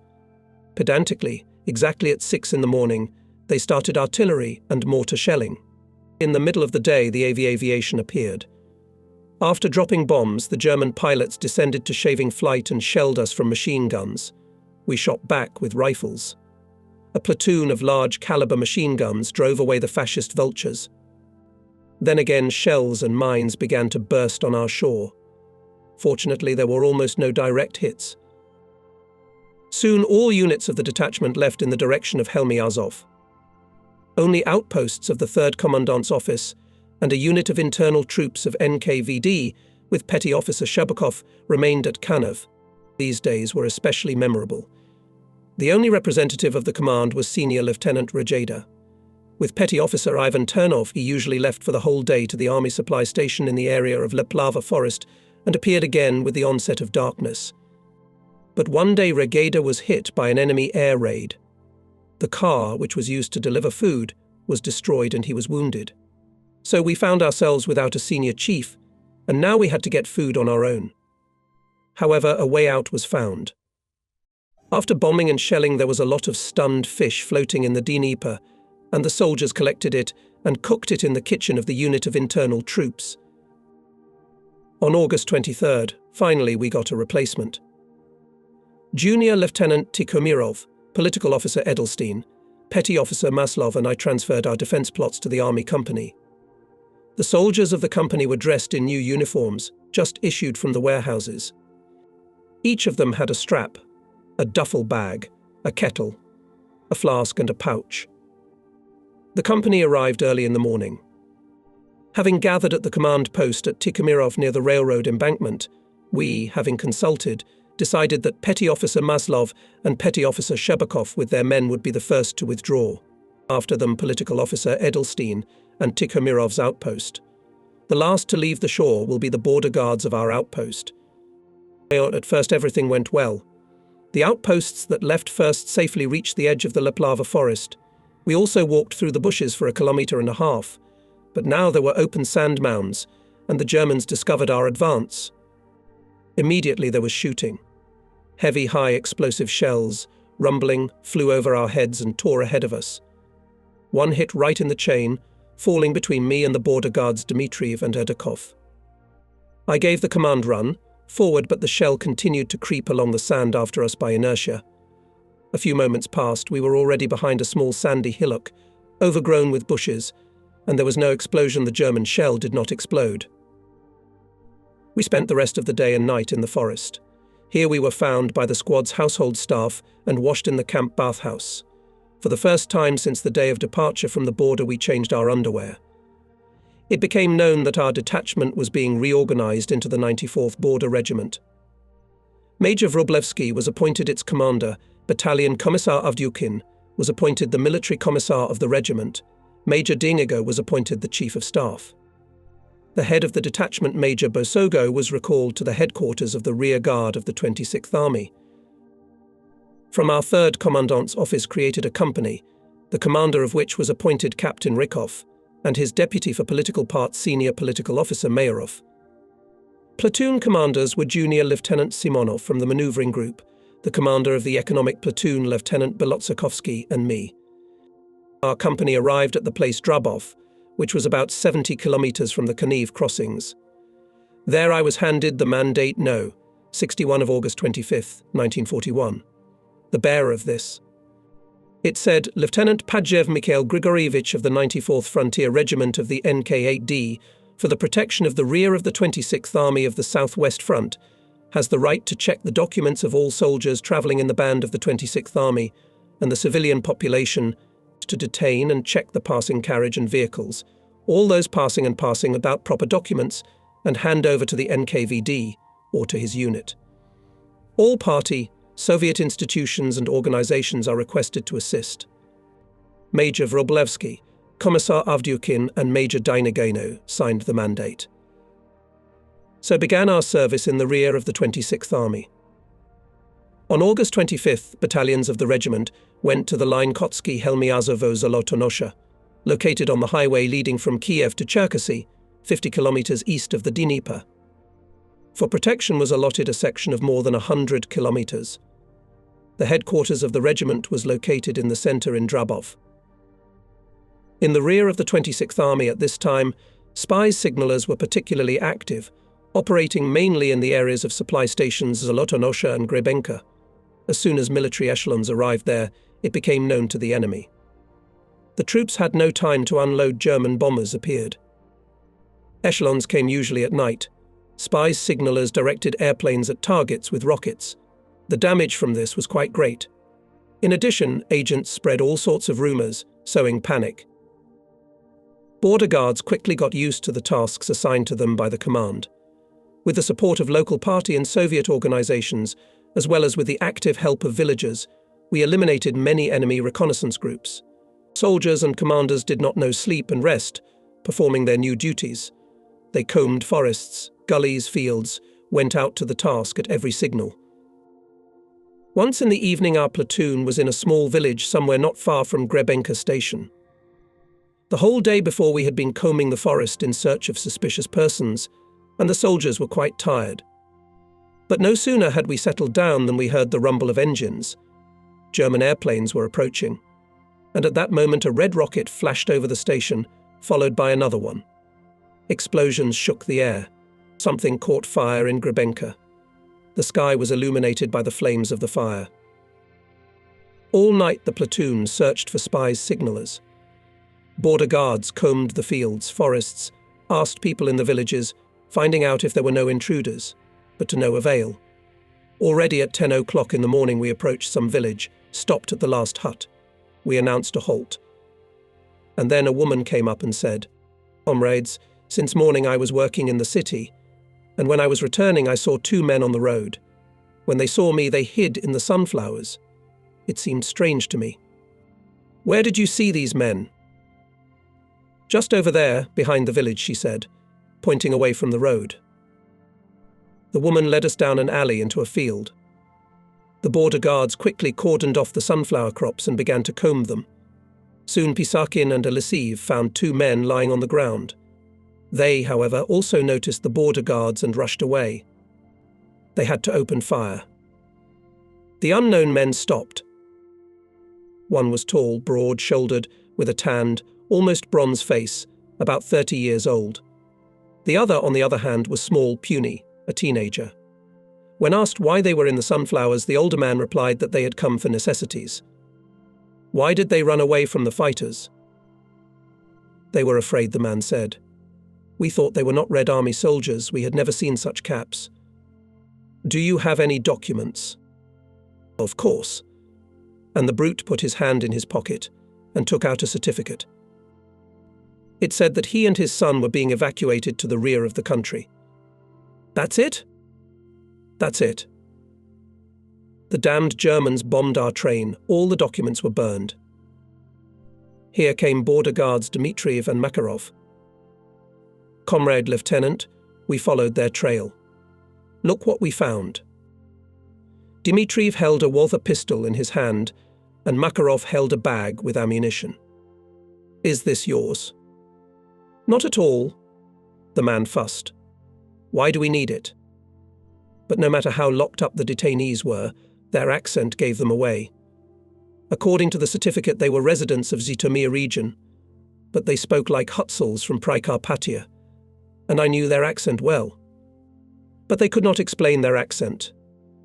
The detainees were handed over to the appropriate authorities, where they confessed that they were launching rockets at the station on the Germans' assignment. And indeed, after that, no more rockets flashed in the night sky over Grebenka station. In a short time, in the rear of the 26th Army border guards brought the necessary order. It seemed that at last there was calm, all the more that the order came to settle down with the platoon on the farm Kovrai. We defined the areas within which we were to organize the service. This small farm, drowned in the greenery of gardens, was located somewhere in the triangle of the cities of Dubny, Grebenka, Zolotonosha on the bank of a winding, with marshy banks of the river. Kolkozniki welcomed us cordially. We came to the farm on a warm and quiet Sunday afternoon. The platoon just arrived border guards of some outposts of the 4th Commandant's office, headed by Senior Sergeant Dabidev. On such an occasion, the villagers organized a dinner in the garden, and since most of them were women, after dinner there were dances. The warmth of the August day, the silence, the dancing couples reminded that Saturday evening at the outpost, when Ivan Bayev played the harmonica, and in the morning Maxim Sklya said that terrible word war. Now the war has been going on our land for over a month and has managed to take away Maxim Sklya, Ivan Belyayev, and many of our fellow soldiers. People continued to have fun, and I, as well as then, in the last evening before the war, set the task to the outfits, only now going out to protect the rear of the 26th Army. The situation at the front, however, was unfavourable. The enemy managed to force the Dnieper near Kremenchug and Cherkasy, as well as to bypass Kiev from the north. Hitler's troops covered our armies near Kiev in a semicircle. We knew nothing about it and continued to serve, but we could guess about something. In the evenings we could hear the artillery cannonade in our deep rear. There were glows of fires. No, it was not like bombing. It was an echo of a brutal ground battle. And once border guards Makarov and Dmitriev, having seized the moment, asked me, "Comrade Chief, there is something very strong cannonade in our rear. Are the Germans bombing so continuously?" First, I wanted to avoid answering. But then I thought that if I didn't tell the truth, the soldiers would lose faith in me as a commander. So I told them my assumption that there is a battle in our rear. "And we think so too," Makarov said. "Yesterday we were on duty on the road and heard the machine gun crackle. That's how the machine guns of German tanks beat." In the morning a liaison arrived and passed the order to leave the village. We moved towards Drabov. There was fog in the ravines. The road, winding through the steppe, went beyond the pink line of the horizon. Some birds chirped carelessly in the dust by the roadside. We were walking, not knowing what was ahead of us. On September 7th, south of Kremenchug, the Germans suddenly forced the Dnieper, and large motorized and tank forces pounced on one of the regiments of the 297th Infantry Division of the 38th Army. The enemy dismembered the division and rushed northward in the direction of the towns of Korol and Lubny. In this situation, the enemy could not be allowed to surround the backbone, the main forces of the southwestern front. However, in the reserve of the front commander, General Kirponos, there were only two very few rifle divisions of the 26th Army, which had been in battle, and they could arrive in the designated area, according to the most optimistic forecasts, not earlier than September 14th. By this time, the enemy had forced the Dnieper and near Cherkasy, and the advanced units from the tank group of General Guderian, increasingly covering the troops of the front from the north, approached Konotop and Romny. On September 8th, Major Wróblewski received an order from the headquarters of the 26th Army urgently cover the threatened directions along the Orchitsa River to Lubny. The regiment was raised on alert. However, to concentrate it on the specified boundary was not easy. Battalion headquarters received the order by radio. Further, everything depended on the diligence of the foot messengers. The closest to the regiment headquarters was our battalion. We could reach the Orchitsa River in due time. The other two battalions were at a considerable distance from the town of Lubny, and we could not count on their quick help. At first, only the headquarters units and the regimental headquarters were moved to the town. Due to the lack of transportation, our rear units remained in place in Drabov. Thus, the regiment found itself in a difficult situation. Part of it was on the march, the other part remained on the former lines. Almost all food and ammunition were in Drabov, and then it became known that the Germans were advancing not only from the southwest in the direction of the Orchitsa River, but also from the south, from Korol. Having received the order to go to the Orchitsa River, the battalion units went on their way. Our platoon was also heading there. On September 9th, in the afternoon, we arrived at the company's CP in Lazarki. Company Commander Captain Rykov read out the order, which stated that the company should take the defence near the village of Savintsy on the east bank of the Orchitsa and not allow the enemy to cross the river. The rest of the day and all night, making only short breaks, we marched. In the morning, we entered Savintsy. Captain Rykov ordered to take a circular defence. Lieutenant Simonov was sent for reconnaissance. Taking a boat from the locals, Simonov crossed to the other side of Orchitsa. A thick fog hung over the water. It was quiet. Simonov returned in 2 hours and reported that the Germans were approaching the river. We prepared for battle, but the enemy did not appear. Apparently, Simonov found the enemy's advanced units, which did not cross the Orchitsa. By evening, Captain Rykov gathered the platoon commanders. During the day, he tried to call on the local telephone line with the battalion headquarters, but failed to do so. Having consulted, we came to the conclusion that it was more advantageous to take the defence near the village of Chereviki, where there was a bridge across the river. This was done. The company moved to Cherevichki. At night, a contact came to me and told me to come to Captain Rykov immediately. "Here is what, Lieutenant Pajev," he said, handing me a piece of paper folded in 4. "This report must be delivered to the battalion commander, Captain Korolkov. Here is our location, and where the Germans were found. I ask the commander to give instructions on what to do next. Is that clear?"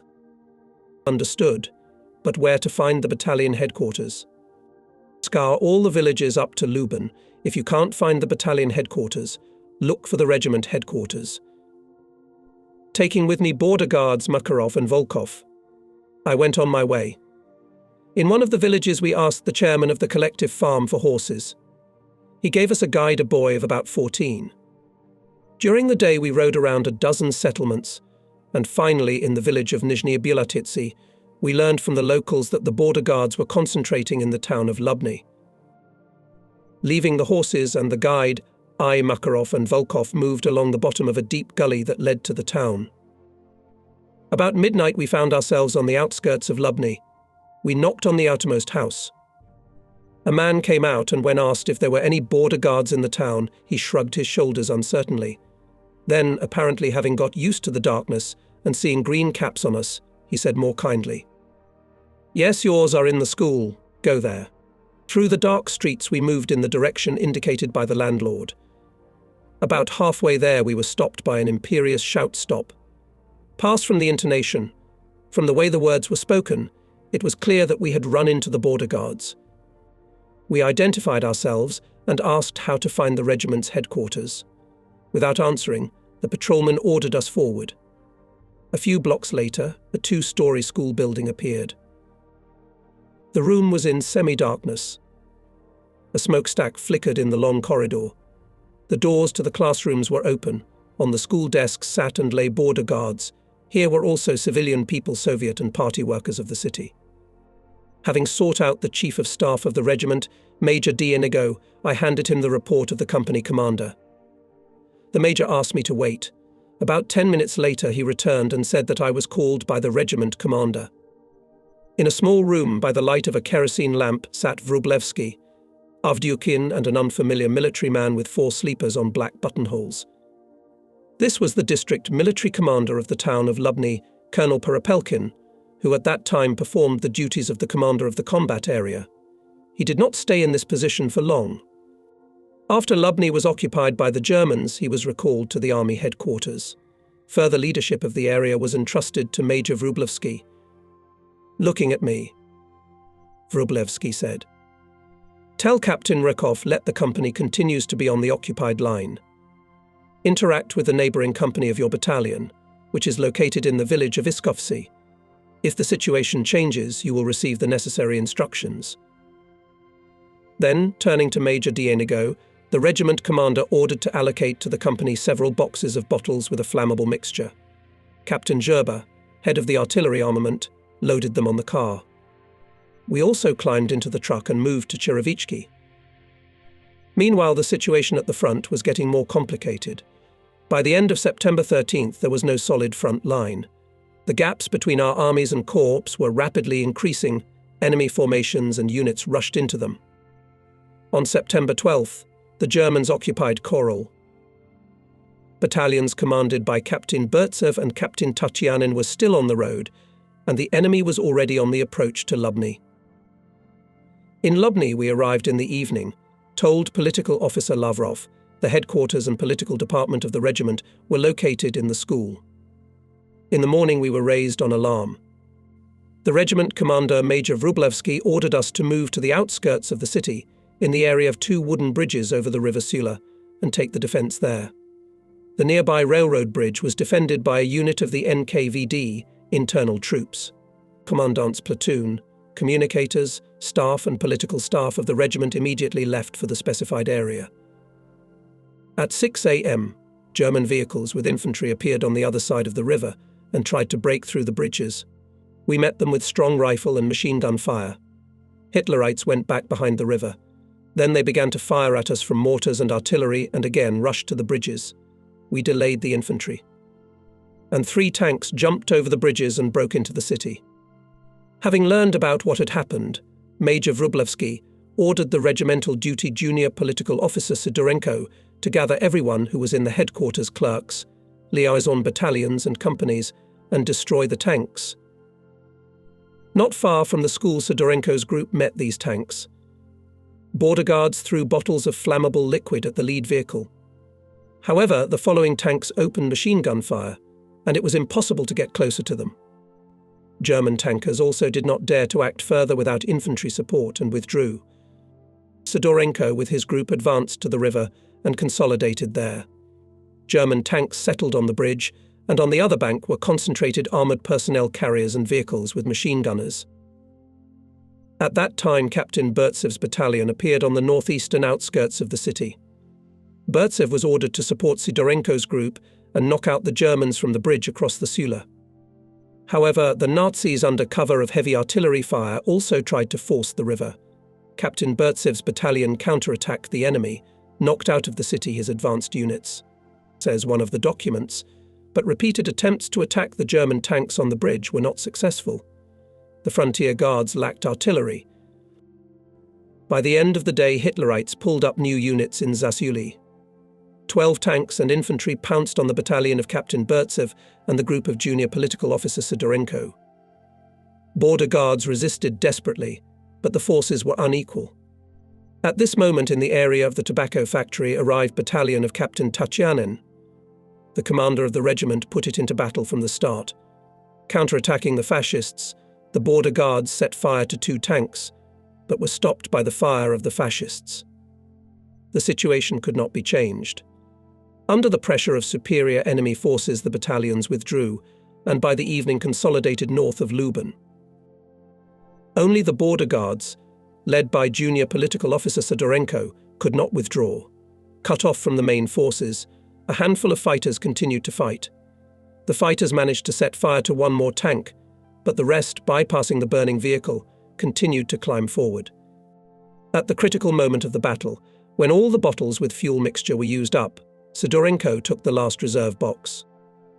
The politrick was noticed by fascist tankers. One after another machine gun bursts hit him. Several bullets hit the box. Sidorenko was wounded in the stomach. From the ignited bottles on his uniform jacket caught fire. Border guard Yudin tore off the burning clothes from the political officer and bandaged his wound. The fascists were rushing forward. There was nothing to hold them back. No ammunition, grenades, bottles with incendiary mixture. Exhausted from loss of blood, junior political officer Sidorenko ordered the surviving soldiers to leave the battle, and together with the border guard Yudin remained to cover their withdrawal. I woke up, recalled Sidorenko, in a shed near some mill. Next to me lay wounded like me. The fascists appeared. They loaded us into cars and took us away. Having gone through all the horrors of Hitler's concentration camps, junior political officer Sidorenko survived. In total, an infantry division, supported by about 50 tanks, was advancing on Lubny. The fascists bypassed the city and, in fact, surrounded the regiment of border guards, which stood in their way. So we were in a double ring, because by the end of September 15th, the 17th German Field Army and Tank Group of General Kleist, near the town of Lokvica, joined the 2nd Tank Group. Among other units of the Southwestern Front were in this sack and the border guards of the 94th Border Guard Unit. True, at that time we did not know about it yet. The regiment was ordered to defend the town of Lubny, and the border guards acted based on this task. Major Wróblewski decided to withdraw the companies of our battalion from the Orzica River and cover the main forces of the regiment from the east. Sergeant Ostokov, the gunnery master of the detachment, came to us on horseback and told us that the company should arrive in the village of Novaki. We walked through the fields, sticking to the road to Verkhnyi Bielortytsi. Everywhere we heard artillery firing. The closer we came to Verkhnyi Bielortytsi, the clearer was the firing. Suddenly shells began to burst around us. We had no time to take shelter in the woods, when we saw German tanks coming straight at us through the wheat field.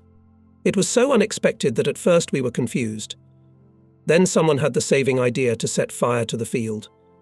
Under the cover of fire and smoke we got away from the pursuit. In the village of Novaki we were already waiting for Avdyukin's assistant on Komsomol work, Peter Letishev, whom I knew from Slavuta detachment. He was a sociable, cheerful man of about 27. Letishev explained to us that the regiment had been forced to leave Lubny and now its battalions were entrenched north of the city. Our company was ordered to take the defence at the fork of the road near the village of Klepachi and cover the main forces of the regiment from the east. Why from the east? Asked Rykov. The Germans forced the Sila and were in our rear, replied Peter. Here you will be on their way. We must move to Klepachi immediately. Letishev told how to get to the place, and the company moved along the forest road to the looming in the distance height. When we approached it, we saw a windmill spreading its wings. A village peeped through the dusk a little farther away. That was Klepachi. No sooner had we started to entrench than we heard the noise of engines. Everyone became wary. Could it be Germans? Prepare bottles with incendiary mixture. Ordered Captain Rykov. An armoured car appeared on the road. It leisurely approached us. We can already see the distinctive signs. Ours. We came out of our hiding places. The armoured car stopped. A general got out. Where is the headquarters of your regiment? He asked. And who will you be? Rykov asked. Please show me your documents. I am the commander of the 6th Rifle Corps, Major General Alexeyev. I need to see Major Vrublevsky, commander of the Border Regiment.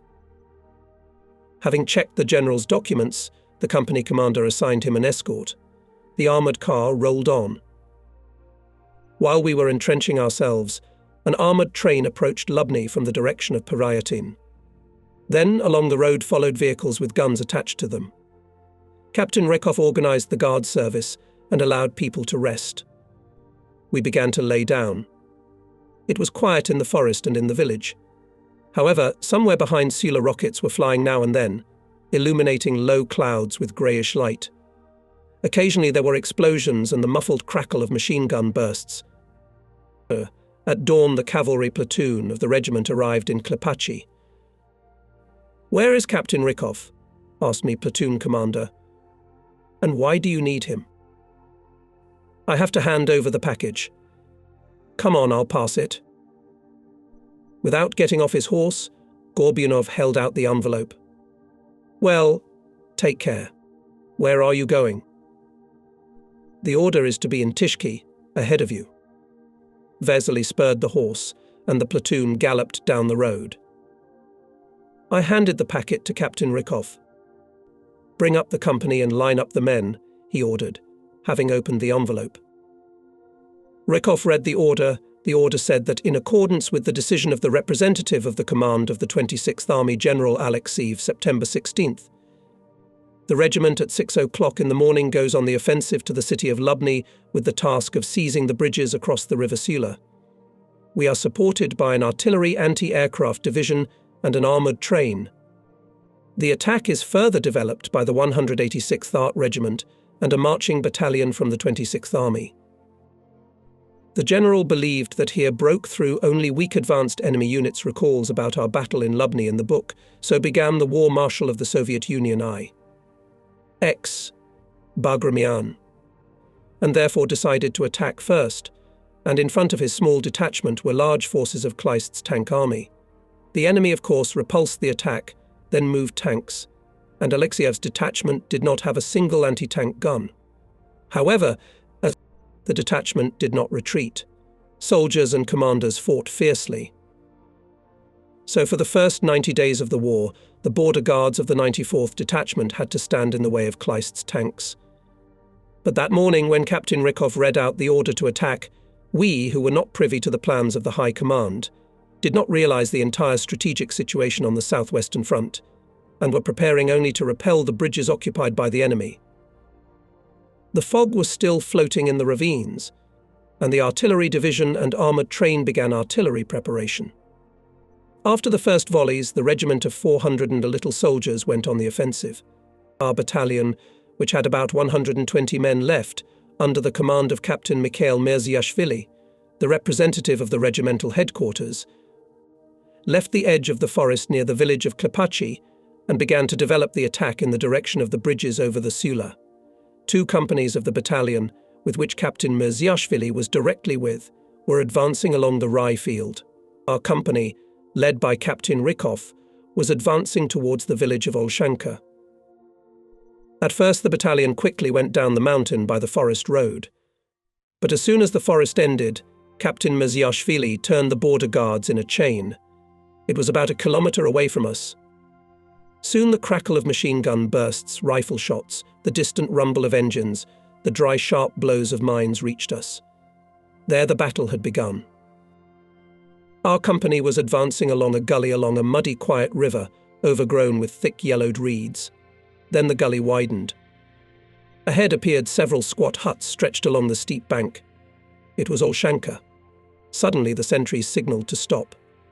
A man of about 45 years old was brought up to me. "Comrade Chief, this citizen does not advise us to go further."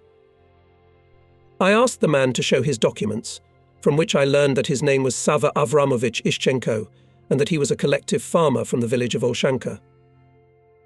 "Why are you, father, agitating not to go to the village?" "The Germans are in the village, comrade commander. They have tanks. What can you do if you have only rifles?" "Go to the forest, father," I said, returning Ishchenko's passport, And don't disturb us. We have received orders to knock the Germans out of the village, and we are obliged to do it. I met with S.A. Ishenko in 1967 when I visited Olshanka again. During the rally on May 9th, an old man who had seen the sights came up to me and said, "Hello, Comrade Commander.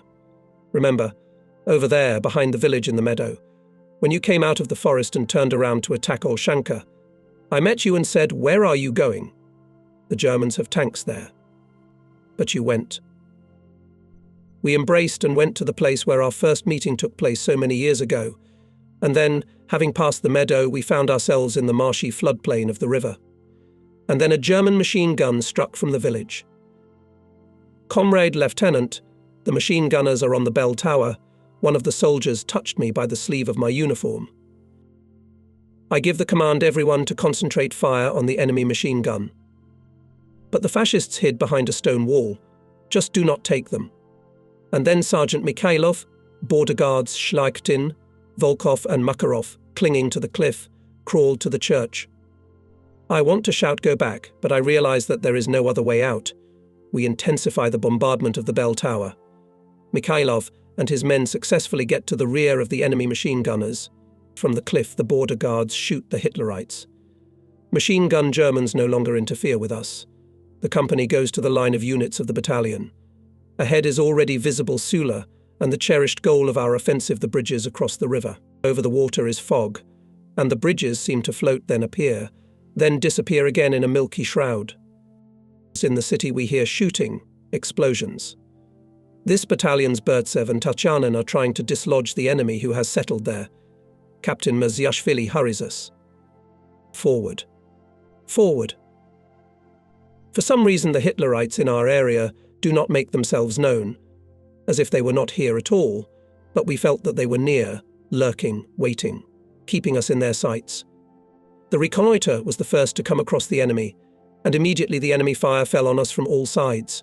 From the opposite bank of the Sula struck artillery and mortars, and from the city, from the heights, enemy armoured vehicles and large caliber machine guns. The rumble of gunfire and explosions was eerily joined by the rumble of tank engines. It could be heard from somewhere behind, from the rear. "Everyone who has bottles with fuel mixture to the road," Captain Merziashvili commanded. I see him running with a bottle clutched in his hand to the place where German tanks are about to appear. With a roar, the cars burst out onto the field. Disguising themselves in the grass, bushes, using the uneven terrain, the soldiers are waiting for the head tanks to approach them. Bottles fly. Dozens of creeping fires break out. This delays the enemy onslaught for a while, but there are no more bottles. And then our cannon hits the Germans. We do not know where it was and why we have not heard anything about it, but this support is just in time. Captain Merziashvili's voice is heard. Attack forward. It was a desperate attack, which is hard to forget even after more than 30 years. Former Assistant Platoon Commander Vasily Lebedev recalls this battle as follows. "I remember well how the enemy machine gunner at the church blocked our way. I was ordered with a group of fighters to bypass the firing point and destroy it. I, Sergeyev, Fedorov, Mikhailov and several other border guards advanced to the target through thickets of reeds. But the further we went through the swamp, the harder it became to walk. The mire seemed about to swallow us up. A little to the left, where our platoon was, there was some noise. Then there was a command for the motherland. Forward. And a decisive hurrah, we heard frequent firing. Then it subsided and suddenly resumed with even greater force. And then someone shouted loudly, 'Beat the bastards!' We only heard the noise of the battle, but could not see what was going on. It was impossible to move forward or backward. Large caliber machine guns were beating from the bushes on the western bank. They were literally mowing dry reeds. Mines slam, fall and burst. The swamp is gurgling, with noise, and clanking Nazi tanks burst into Olshanka. The rumble of gunshots, bursting mines, machine gun bursts shake the river floodplain. One day I received a letter. Alla Grigorievna Mikatilova, a pioneer teacher of School No. 3 in the town of Lubny, wrote, "We ask you to arrive at the Moscow City Komsomol Committee by 10 o'clock on March 28, 1970. We are specially going to Moscow. so that the participants of the defense of our city handed the students of the 7th grades Komsomol tickets. The day before I was ill, I felt bad. But how not to fulfill the request, not to meet with the children who came from Lubnan Shina, the land of which is abundantly watered with the blood of the border guards of our unit? In the morning I took a solid dose of medicine and went to the city Komsomol committee. There I asked where I could find the children who had arrived from the town of Lubny. A tall, slender man came up and said in a very pleasant voice, "I'm looking for them too." It was the former platoon commander of the 125th Artillery Regiment, Fyodor Lontievich Nenko, whose battery supported us in the battle near Lubny on September 16, 1941. Then in one of the halls of the Historical Museum, Lubnya schoolchildren were given Komsomol tickets. They promised that they would honorably carry through their lives the precepts of the great Lenin. We looked at the joyful faces of young men and girls sitting in front of us, and remembered how then, in the harsh time in September 1941, the same Komsomol members, perhaps only a year or two older, fought a brutal, unequal battle with Nazi invaders near the town of Lubny.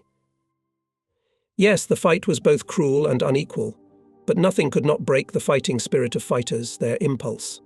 Selflessly fought with the enemy and border guards of the 10th Outpost, Department Commanders Mikhail Igorenkov, Alexei Sargiev, Kapustin, Privates Alexei Kretinin, Sergei Mikhailov, Peter Eliseev, and many others.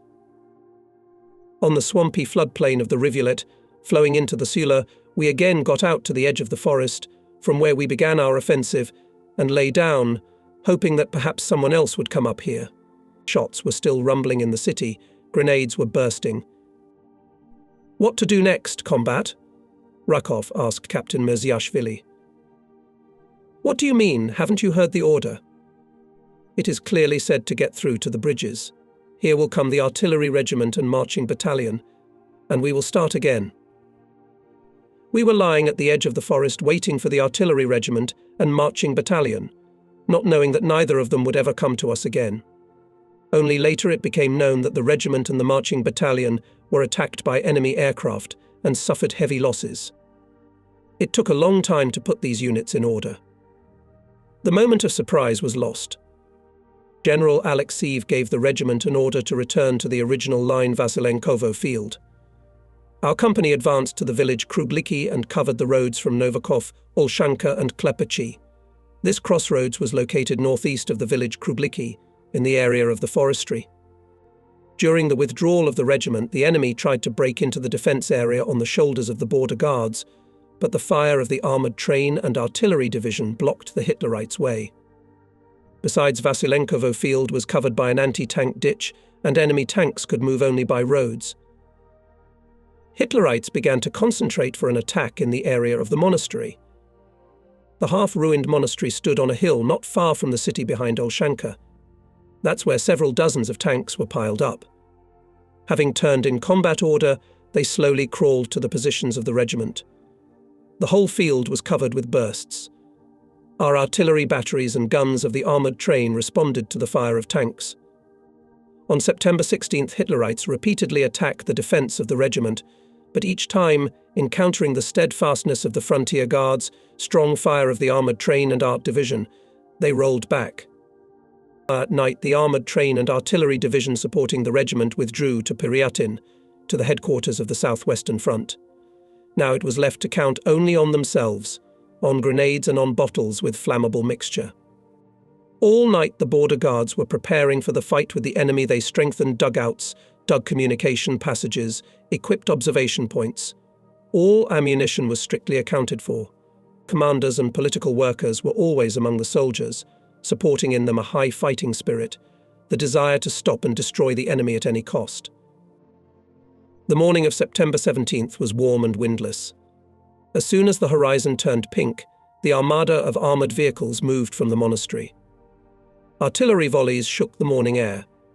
It is from somewhere hit the positions of the regiment German howitzers. Approaching the dugouts and trenches, opened fire enemy tanks. From the side of Klepachi and Novaki villages we heard rifle and machine gun fire. It was difficult to understand what was happening there. But then several horsemen from Lieutenant Gorbyanov's cavalry platoon jumped out of the forest. They shouted something on the move. from which it was possible to make out that the Germans were behind them. Having spurred their horses, the cavalrymen galloped to the area of the command post of the regiment. Soon the others showed up, among them a cavalryman of our outpost, Sergei Tsipin. His left arm was bandaged and hung on his belt. It turned out that at dawn the Germans forced the river Udai and attacked the cavalry squad of Lieutenant Gorbunov. The cavalrymen repulsed the machine gunners and in a mounted formation began to pursue them. But at the edge of the forest the cavalrymen were met by a tank ambush. German tankers at point-blank range hit the cavalry platoon with their guns. "Your Zaletny, Comrade Chief, was hit by a shell, and I was hit in the arm," said Tsipin, as if apologizing for not saving my horse, which I gave him when he went to the cavalry squadron. "Permission to stay with you now?" In the situation created, every fighter counted. Tsipin stayed.